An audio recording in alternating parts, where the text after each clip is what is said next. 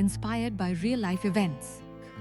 Narrator Arif grew up in a quiet riverside village near Rangpur, where life felt less like a journey towards something and more like a cycle that repeated itself with slight variations each day. Where mornings began with the sound of water flowing slowly beside muddy banks, farmers walking toward fields before sunrise, and distant voices carrying across open land that seemed both endless and confined at the same time. And from childhood, Arif understood something that nobody had ever directly told him, but everyone around him silently lived by: that survival was not a phase, but a permanent condition. And his father worked as a small agricultural laborer and sometimes assisted in transporting goods on rented vans during the harvest season, waking before dawn and returning home only after darkness had already settled. His body always tired in a way that sleep could never fully fix, and his silence always heavier than any words he could have spoken. While his mother carried the emotional structure of the household with quiet strength, turning very little income into stability through careful decisions, sacrifice, and endurance that never demanded recognition. And Arif grew up inside this rhythm, learning early that life was not about sudden transformation but continuous adjustment.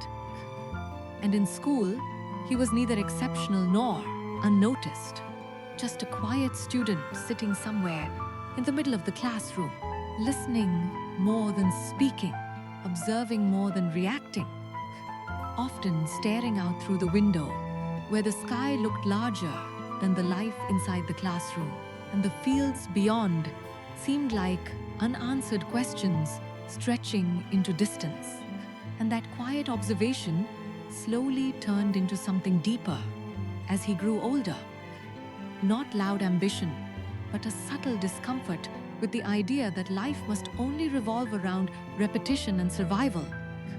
And after completing his studies, he reached a moment where life no longer felt like something happening around him, but something demanding a decision from within him, because two paths appeared in front of him. At the same time, one was a stable job in a nearby town office with fixed salary, predictable routine, and social acceptance that came with safety, while the other was an uncertain opportunity in a startup in the city that offered nothing except instability, long hours, pressure, and the possibility of building something meaningful from nothing. And for many days, Arif lived silently inside this decision, because every voice around him encouraged safety, every relative repeated the importance of stability, and every logical explanation supported a predictable life. But inside him, there was a quiet resistance that refused to disappear.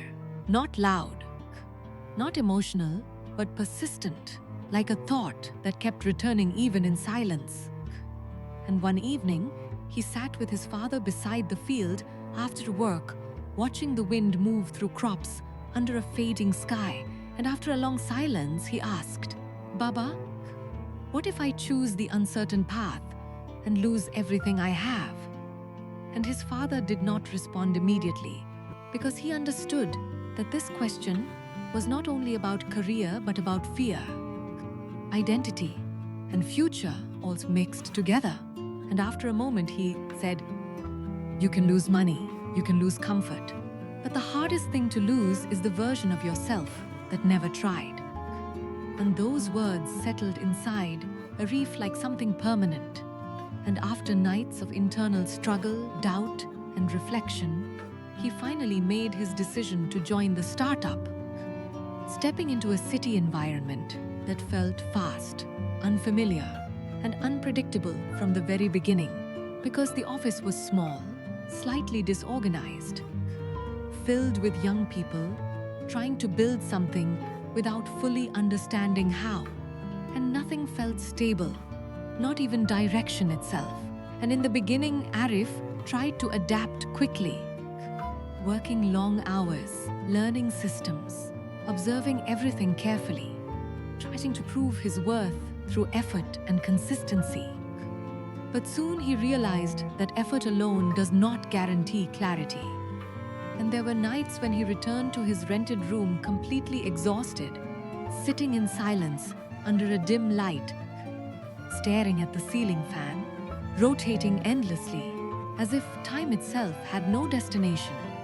And during those moments, he would think about home, about his mother, preparing simple meals with care, about his father walking slowly through fields under the same sky he now saw from a different distance. And a strange mixture of guilt and determination would rise inside him, because every step forward in the city felt like a step away from the life he had always known. And in the startup, he met people like Fahan, Imran, Sohel, Imtiaz, Sohela, Rafi, Adil, Arman, Dinesh, Saif, Hassan, Nihal, Raihan, Ayan, Naeem, Eshan, Kabir, and others, each carrying their own invisible struggles, each trying to turn uncertainty into something meaningful. And together they formed a fragile team, held together not by stability, but by shared confusion, hope, and silent pressure. And often they would sit late at night, surrounded by unfinished ideas, whiteboards filled with half-developed strategies, and empty cups of tea that had long gone cold.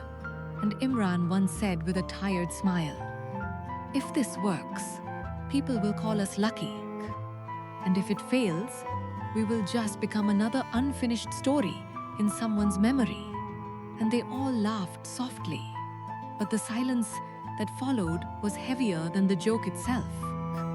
And as months passed, the startup entered a difficult phase where funding delays began affecting salaries, clients became inconsistent, and pressure slowly turned into an invisible weight that followed everyone everywhere. And Arif found himself becoming more observant, more thoughtful, speaking less but analyzing more, because he realized that in unstable environments, reaction creates chaos, but observation creates direction. And during this time, his family back home also began facing subtle difficulties, especially his father, whose health slowly weakened after years of continuous labor. Though he never expressed it openly, and Arif would call home regularly trying to sound normal, hearing reassurances that everything was fine, not realizing that those reassurances were often meant to protect him from distraction. Until one night, everything changed when his phone rang late and his mother's voice came through trembling and unstable, saying, "Your father collapsed today." And in that instant, everything inside Arif froze completely, because suddenly deadlines, meetings, and ambitions felt meaningless compared to the fear of losing someone who had always been his silent foundation. And he rushed back home immediately, traveling through a journey that felt longer than physical distance. And when he reached the hospital and saw his father lying weak, connected to machines, breathing slowly and irregularly, Arif felt something inside him break in a way he could not explain, because the man he had always seen as unbreakable now looked fragile in a way he was never prepared for. And he sat beside him, holding his hand, feeling the weight of years of sacrifice inside that single touch. And his father slowly opened his eyes and said with effort, "Don't stop your life because of me. Just make sure it becomes something meaningful when I am no longer here." And those words entered Arif like something permanent that could not be removed. And after days of uncertainty, his father's condition stabilized, but never fully returned to what it once was. And Arif went back to the city, carrying a different version of himself, one that no longer saw success as ambition alone, but as responsibility. And the startup soon reached one of its most critical phases, where everything felt like it could collapse at any moment, And one rainy night, when the office was nearly empty and silence filled every corner, Arif sat with Farhan and Imran, listening to the rain, hitting the glass like a slow reminder of uncertainty. And Farhan said quietly, "Maybe this is where most people stop." And Imran replied after a pause, "Or maybe this is where people finally understand what they are made of." And Arif stayed silent for a long time, feeling everything he had lived, until that moment collided inside him. The struggle, the fear, the responsibility, the memory of his father, the distance from home. And then he finally spoke slowly. "If we stop now, everything becomes just pain. But if we continue, even pain becomes part of something meaningful." And that night, they did not quit.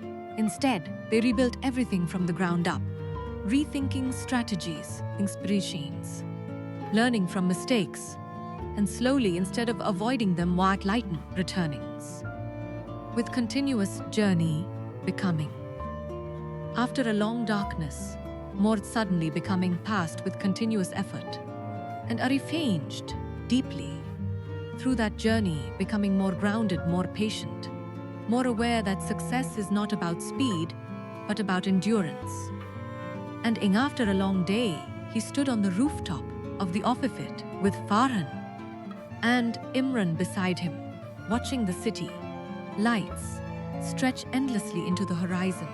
And Imran said quietly, "We almost gave up many times." And Arif replied with calm certainty, "Yes, but every time we continued, we became something stronger than before." And in that moment, he understood something permanent, that life is defined by how easy becomes uncertain, and by the decision to keep walking. Every hardship carries a lesson that only time reveals, and every choice shapes a future version of yourself. Rise strength is not never falling, and the real meet with understanding. And as the wind moved across the city, he realized that choosing to kesdent after every fall, and the real meaning of life is not found in avoiding struggle, but it's out there is pulling it into direction. Because in the end, is define like a quiet light, then never within, then disappeared. And that white fade revealing him that every ending people fear is you often just the beginning of finally becoming who they were always meant to be.